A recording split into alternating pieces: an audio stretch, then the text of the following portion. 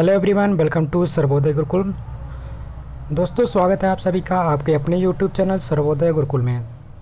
आज की इस वीडियो में हम लोग पढ़ने वाले हैं कक्षा 8 का साइंस चैप्टर नंबर 13 विद्युत धारा। तो इस वीडियो में हम लोग विद्युत धारा के बारे में उससे रिलेटेड जो महत्वपूर्ण प्रश्न हैं उसको देखेंगे। अगर आप चैनल पे नए हैं तो चैनल को सब्सक्राइब कर लीजिएगा, वीडियो को लाइक कर दीजिए और वीडियो को शेयर कर दीजिए। आइए देखते हैं। सबसे पहला प्रश्न यहाँ पे दिया है आपका, जो कि बहुविकल्पी है, जिसमें एक प्रश्न के 4 उत्तर दिए गए होंगे, जिसमें से एक ही सही होगा और सही उत्तर के सामने हमें सही का निशान लगाना है। प्रश्न नंबर पहला दिया गया है। प्रश्न नंबर का पूछा गया है कि अमीटर द्वारा मापा जाता है। तो अमीटर द्वारा हम क्या माप सकते हैं? पहला ऑप्शन है विद्युत धारा, दूसरा ऑप्शन है विभवांतर, तीसरा ऑप्शन है विद्युत आवेश, या ऑप्शन नंबर डी है अवैद्युत ऊर्जा। तो इसका राइट आंसर हो जाएगा ऑप्शन नंबर का, यानी कि अमीटर द्वारा हम विद्युत धारा को मापते हैं। और विद्युत धारा का मात्रक जो होता है वो होता है एम्पियर। ठीक है। विभवांतर का मात्रक और वोल्ट, आवेश का कूलाम।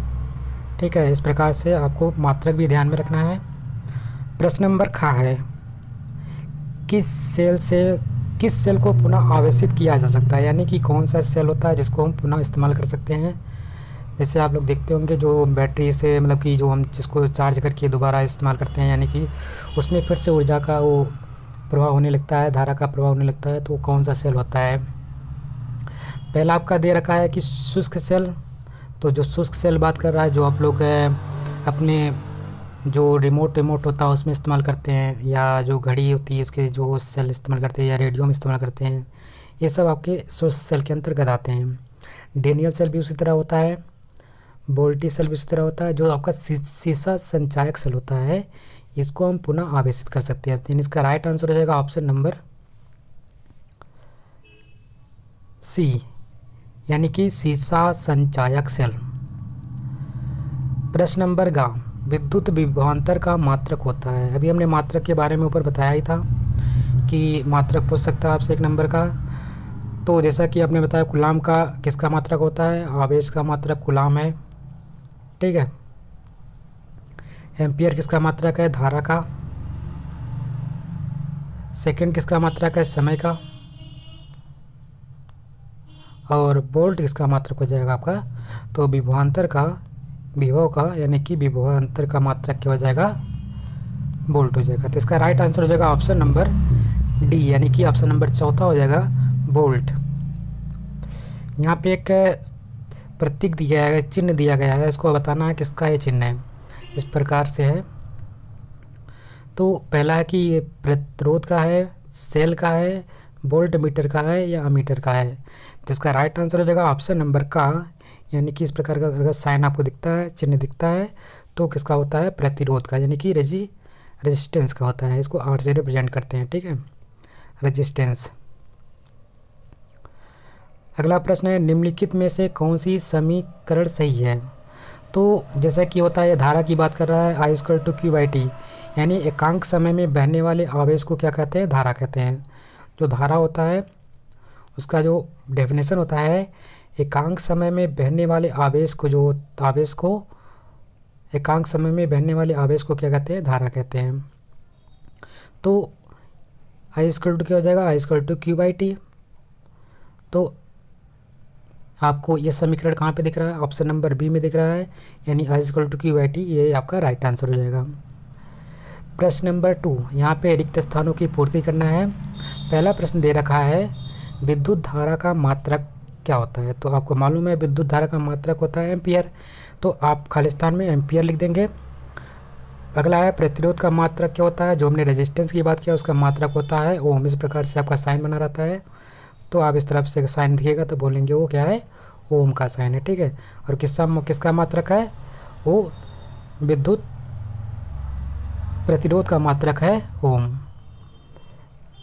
रासायनिक ऊर्जा को खाली स्थान है द्वारा विद्युत ऊर्जा में परिवर्तित किया जाता है। तो रासायनिक ऊर्जा को हम किसके द्वारा विद्युत ऊर्जा में परिवर्तित कर सकते हैं? तो जो हमारा शुष्क सेल होता है ना, शुष्क सेल हमारा जो होता है उसमें कौन सी ऊर्जा आती है? उसमें रासायनिक ऊर्जा आती है। उसको हम किस में कन्वर्ट कर देते हैं? जब उसको लगाते हैं, इस्तेमाल करते हैं तो विद्युत ऊर्जा में परिवर्तित हो जाता है। यानी खाली स्थान में भरेंगे शुष्क सेल। अगला प्रश्न है, लकड़ी डैश यानी खाली स्थान है, रोधी पदार्थ है। तो लकड़ी कैसा है? विद्युत रोधी, यानी कहीं ना कहीं इसमें टेम्परेचर का जो होता है, सॉरी, धारा का प्रभाव नहीं होता है, यानी कि विद्युत का प्रभाव नहीं होता है। तो ये कैसा होता है? विद्युत रोधी है। प्रश्न नंबर 3, यहाँ पे सही कथन के सामने सही तथा गलत के सामने में गलत का निशान लगाना है। पहला यहाँ पे कथन दे रखा है, वोल्ट मीटर को परिपथ में श्रेणी क्रम में लगाते हैं। तो जो चीज़ हम जो भी चीज़ें होती हैं अक्सर हम किस में लगाते हैं? ज़्यादातर हम हर चीज़ें किस में लगाते हैं? समांतर क्रम में लगाते हैं। तो हमारा जो वोल्ट मीटर भी होता है वो किस में होता है? समांतर क्रम में होता है। ये बोल रहा है कि श्रेणी क्रम में लगाते हैं, यानी कि ये ऑप्शन नंबर पहला जो हो जाएगा गलत हो जाएगा। दूसरा है, विद्युत बल्ब धारा के चुंबकीय प्रभाव कार्य करता है। विद्युत बल्ब धारा के चुंबकीय प्रभाव पर कार्य करता है, ऐसा बात बिल्कुल गलत है। जो विद्युत बल्ब होता है वो धारा के चुंबकीय प्रभाव पर कार्य नहीं करता है, तो ये भी ऑप्शन गलत हो जाएगा। तांबा विद्युत चालक पदार्थ है, तो जाहिर सी बात है जो तांबा जो हमारा है सबसे ज़्यादा अगर विद्युत चालकता की बात करता है किस में होता है? सबसे अधिक विद्युत किस में चलेगा जो प्रभाव होगा? तो सबसे अधिक होता है चांदी में। जो हमारा चांदी होता है, जो चांदी का अगर तार हमारे पास है तो उसमें जो विद्युत चालकता होगी सबसे अधिक होगी। और उसमें जो लॉसेस होता है, जो हम कोई भी चीज़ अगर एक स्थान से दूसरे स्थान भेजते हैं तो उसमें कहीं ना कहीं रास्ते में उसका लॉसेस होता है। तो हमारी बिजली को कम लॉसेस के हिसाब से ज़्यादा विद्युत को प्रभावित कर सकता है वो कौन कर सकता है? जो अगर चांदी का तार हमारे पास हो। उसके बाद दूसरा स्थान पे आता है आपका तांबा। अगर कापर का हो तो आप देखते हो कापर का वायर होता है तो अच्छा काम करता है। फिर एल्युमिनियम की बात करती है, एल्युमिनियम तीसरे स्थान पे होता है, ये भी अच्छा काम करता है। लेकिन इस एल्युमिनियम सस्ता है, कापर उससे महंगा है, चांदी बहुत महंगी है, इसलिए हम लोग चांदी का तार इस्तेमाल नहीं करते क्योंकि बहुत महंगी है। पता चले कि आज लगा रहे हैं कल रात में चोरी हो गई, तो इसीलिए हम एल्युमिनियम का इस्तेमाल करते हैं तार बनाने में। यानी कि यहाँ पे बोला गया तो क्या करते हैं? सब विद्युत चालक है, यानी कहीं ना कहीं इसमें विद्युत का प्रभाव होता है एक माध्यम से एक स्थान से दूसरे स्थान, एक सिरे से दूसरे स्थान तक होता है। तो ये ऑप्शन राइट हो जाएगा। प्रश्न नंबर अगला है, विद्युत धारा का मापन वोल्ट मीटर से किया जाता है। तो विद्युत धारा का जो मापन होता है, यानी कि धारा की बात कर रहा है, तो धारा हम किस में मापते हैं? एम्पियर में नापते हैं, आपसे पहले बता दिया था। तो इसने बोला कि वोल्ट मीटर में करते हैं, तो ये बात गलत हो जाएगी, यानी इसके सामने हम गलत का निशान लगा देंगे। प्रश्न नंबर 5 दे रखा है, निम्नलिखित में अंतर स्पष्ट कीजिए, विद्युत वाहक बल तथा विभवांतर। तो विद्युत वाहक बल क्या होता है और विभवांतर क्या होता है, इन दोनों में अंतर स्पष्ट करना है। तो हम इस प्रकार से कॉलम बना लेंगे जिसमें एक क्रम संख्या लिखेंगे और एक तरफ लिखेंगे विद्युत वाहक बल और दूसरे में विभवांतर। विद्युत वाहक बल में पहला पॉइंट देखते हैं। पहला पॉइंट है, संपूर्ण परिपथ में एकांक आवेश को प्रवाहित करने के लिए सेल में जो ऊर्जा प्राप्त होती है, सेल से जो ऊर्जा प्राप्त होती है उसे सेल का विद्युत वाहक बल कहते हैं। यानी कहीं ना कहीं जो हमारा विद्युत वाहक बल होता है वो क्या होता है कि एकांक आवेश को प्रवाहित करने के लिए सेल से जो ऊर्जा, यानी कि जो हमें ऊर्जा उत्पन्न होती है उसे सेल का विद्युत वाहक बल कहते हैं। ठीक है, लेकिन अगर हम बात करते हैं विद्युत विभवांतर की, तो वही चीज़ एकांक आवेश को, यानी कि एकांक आवेश की बात कर रहा है। क्यों? किसी चालक के एक सिरे से दूसरे सिरे तक, उसमें पूरे मतलब कि यहाँ से एक सिरे से दूसरे सिरे की बात नहीं हुई था, इसमें संपूर्ण परिपथ की बात हुआ था। और इसमें क्या है कि एक सिरे से दूसरे सिरे तक प्रवाहित करने के लिए जितनी ऊर्जा की आवश्यकता होती है उसे सिरों के बीच उत्पन्न विभव को, यानी विद्युत को क्या कहते हैं? विभवांतर कहते हैं। उनके बीच, जब दो सिरों के बीच मान लीजिए कोई परिपथ है तो एक सिरे से दूसरे सिरे के बीच अगर हमने आवेश को प्रवाहित किया किसी चालक के सिरे से दूसरे इसलिए प्रवाहित करने के लिए जितनी ऊर्जा की आवश्यकता हुई हमको, और तथा उनके बीच जो उत्पन्न विद्युत जो हुआ वही क्या कहलाया, हमारा विभवांतर कहलाया। यानी इसको हम कह सकते हैं V=W/Q। ये हमारा वर्क है, कार्य है, ये हमारा आवेश है और ये हमारा विभवांतर है।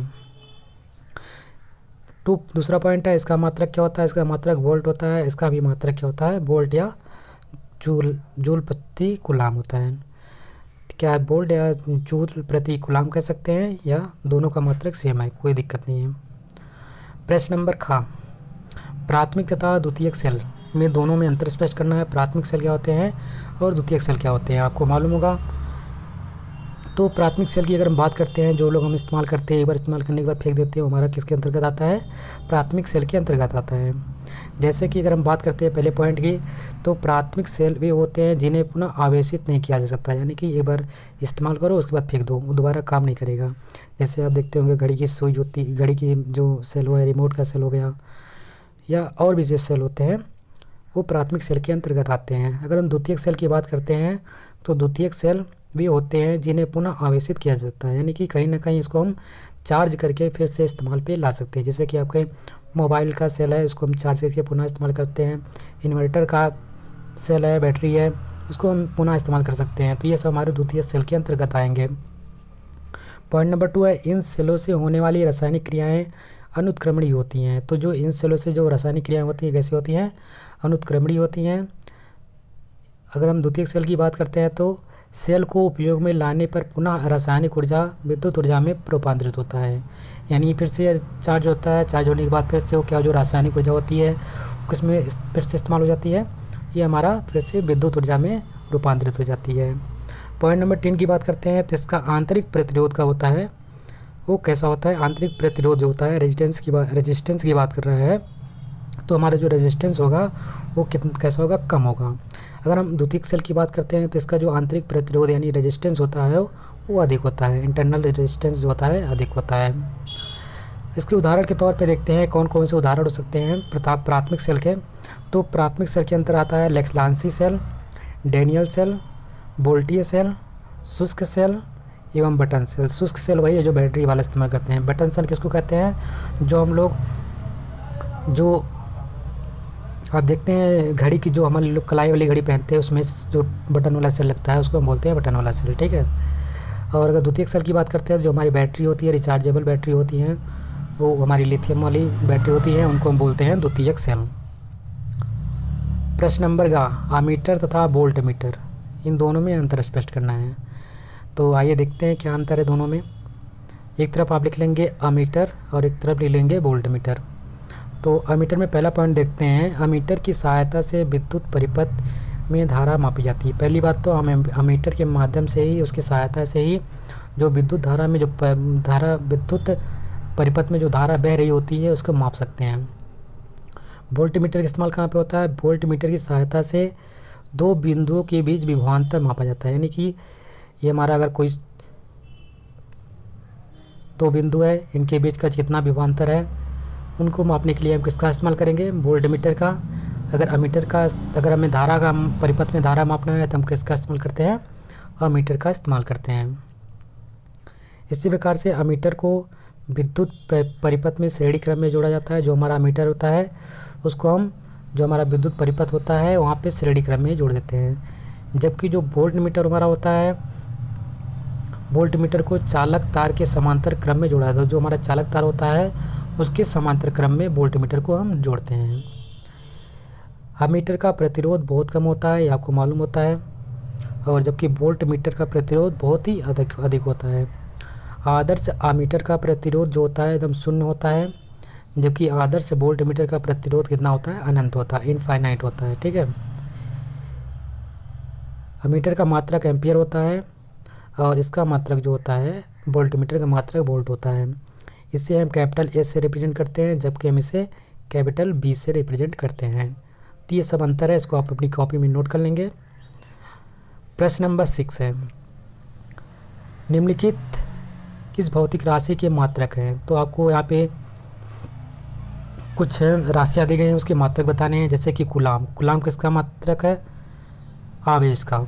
एम्पियर किसका मात्रक है? धारा का। तो एम्पियर हम पहले बता दिए थे, धारा का। एम्पियर से हम धारा मापते हैं। वोल्ट से हम क्या मापते हैं? विभवांतर मापते हैं। जूल से हम क्या नापते हैं? व्यय ऊर्जा। और ओम से हम क्या नापते हैं? विद्युत प्रतिरोध यानी कि रेजिस्टेंस। तो ये सब आपको मालूम है, इसको आप आसानी से लिख सकते हैं। प्रश्न नंबर 7,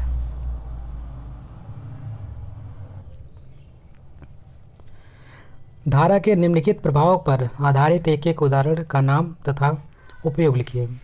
तो धारा के निम्नलिखित प्रभाव पर आधारित एक एक उपकरण का नाम और उसके नाम उपयोग लिखना है। तो पहला है आपका,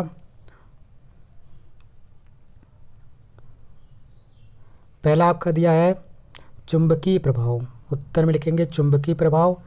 तो चुंबकीय प्रभाव का उपकरण है, ये नाम हो गया, और उसका उपयोग है कहाँ पे उसको इस्तेमाल करते हैं?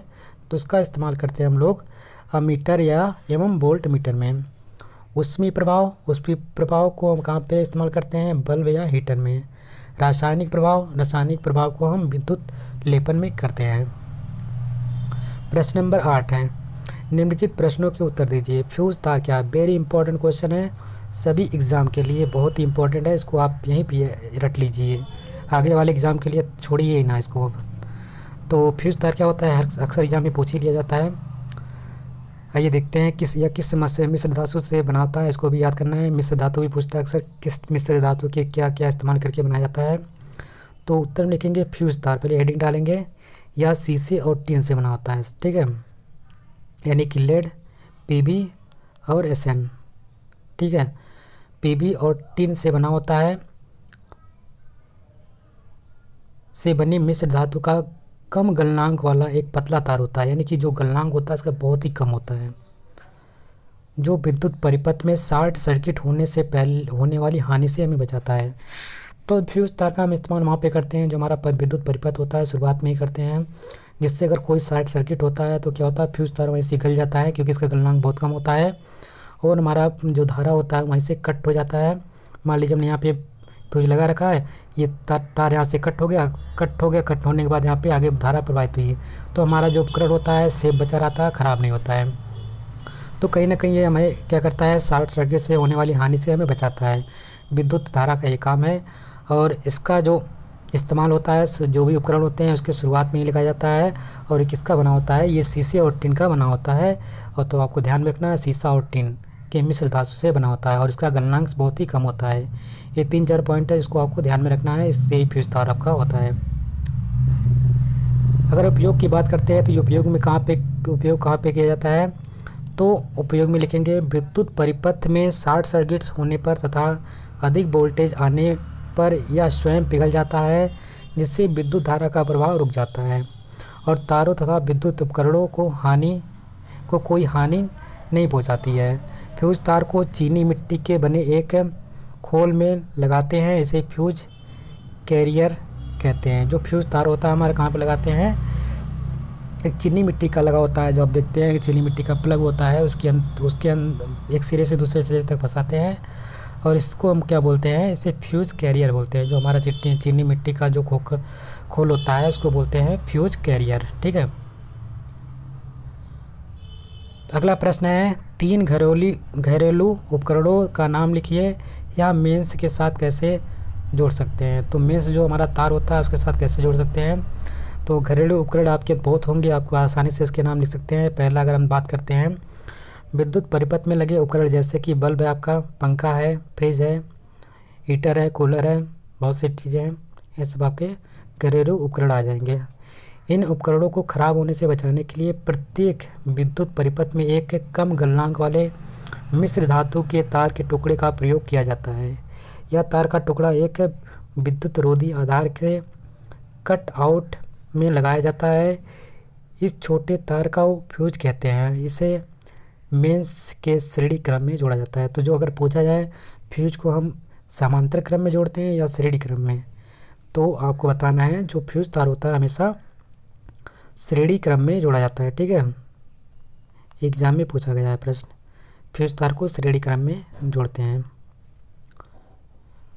प्रश्न नंबर अगला, घरेलू विद्युत उपकरण में के प्रयोग में क्या सावधानियां रखनी चाहिए। जो हम घरेलू उपकरण का प्रयोग करते हैं तो उसमें कौन कौन सी सावधानी के हिसाब से उनको हम इस्तेमाल कर सकते हैं, उनके बारे में यहाँ पे लिखना है। तो जैसा कि यहाँ पे लिखा हुआ है कि घरेलू विद्युत प्रयोग में निम्नलिखित सावधानियां बरतनी चाहिए। पहला तो आपका है विद्युत धारा के खुले तार को नहीं छूना चाहिए। अगर मान लीजिए कोई तार खुला हुआ है आपके घर में, विद्युत धारा उसमें करंट बह रही है, तो उसको कभी भी टच ना करें, छुए ना। भीगे हाथों से स्विच को कभी ना छुएं। अगर आपका हाथ भीगा हुआ है तो स्विच को कभी ना छुएं, क्योंकि जो पानी आपके साथ रहता है कभी कभी वो आपके स्विच में चला जाता है, जिससे आपको करंट मार सकता है। घरों के अच्छे विद्युत रोधी लेप वाले संयोजक तार लगाएं। जो अच्छे विद्युत लेप वाले जो संयोजक तार हो उन्हीं का इस्तेमाल घरों में करें जब घर की वायरिंग हो उसमें। विद्युत उपकरण यानी मानक स्तर ISI जो होलोग्राम्स होता है के ही प्रयोग में लाए, यानी कि ISI मार्क वाला ही जो सामान्य उपकरण हो उसको ही घर में उपयोग में लाएं। घरों में वायरिंग करते समय उदासीन तार का संबंध पृथ्वी यानी अर्थिंग से अवश्य किया जाए। जब भी हम घर में वायरिंग कराते हैं तो जो हमारा न्यूट्रल वायर होता है, जिसमें 3 फिगर हमारा मेंस होता है और एक दूसरा होता है और एक हमारा न्यूट्रल होता है, तो इसमें से जो न्यूट्रल वाला वायर होता है उसका संबंध जरूर पृथ्वी से यानी कि जो ज़मीन से जरूर करवाएं, उसका संबंध अर्थिंग उसका अवश्य प्रोवाइड कराएं। अगला पॉइंट है विद्युत कार्य करते समय रबड़ के दस्ताने पहने जाएं। जब भी हम कोई इस्तेमाल विद्युत कार्य कर रहे हों, कोई भी तार को अगर हम जॉइंट कर रहे हो कहीं पर, तो हम उस समय जो रबड़ के दस्ताने आते हैं उसका इस्तेमाल जरूर करें, उसको पहन के जरूर जाएं। विद्युत परिपथ में सुरक्षा के दृष्टिकोण से सुरक्षा फ्यूज का प्रयोग अवश्य किया जाना चाहिए। जब भी हम जो भी हमारा विद्युत परिपथ हो उसमें सुरक्षा की दृष्टि से विद्युत जो हमारा फ्यूज तार होता है, फ्यूज तार का इस्तेमाल जरूर करें, जिससे हमारा आगे की जो हानि से क्या करता है, हमें बचाता है। किसी प्रकार के खतरे की आशंका होने पर सर्वप्रथम मेंस का स्विच ऑफ कर देना चाहिए। जो हमारा मेंस होता है, जहाँ से सब लाइन के सप्लाई होता है, उसको क्या कोई अगर खतरा होता है घर में, तो क्या कर दिए, सबसे पहले जाकर को मेन स्विच को ही काट दीजिए, वहाँ पे आगे विद्युत का प्रवाह ना हो सके इससे। ये सब सावधानियाँ हमें बरतनी चाहिए अपने घरों में। प्रश्न नंबर 9, निम्नलिखित प्रश्नों के उत्तर दीजिए। ये हमारे क्वेश्चन आंसर है, यानी कि न्यूमेरिकल टाइप के क्वेश्चन है।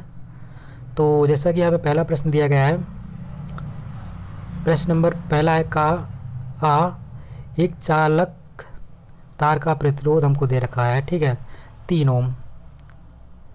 ओम एक चालक तार का प्रतिरोध दे रखा है। इनके सिरों के बीच वोल्ट का विभव यानी कि B दे रखा है। ये आपको रेजिस्टेंस दे रखा है, इतना विभवांतर यानी B दे रखा है 155 वोल्ट। तार में बहने वाली विद्युत धारा का मान ज्ञात करना है, यानी हमको I निकालना है। तो इन तीनों के बीच में क्या संबंध होता है,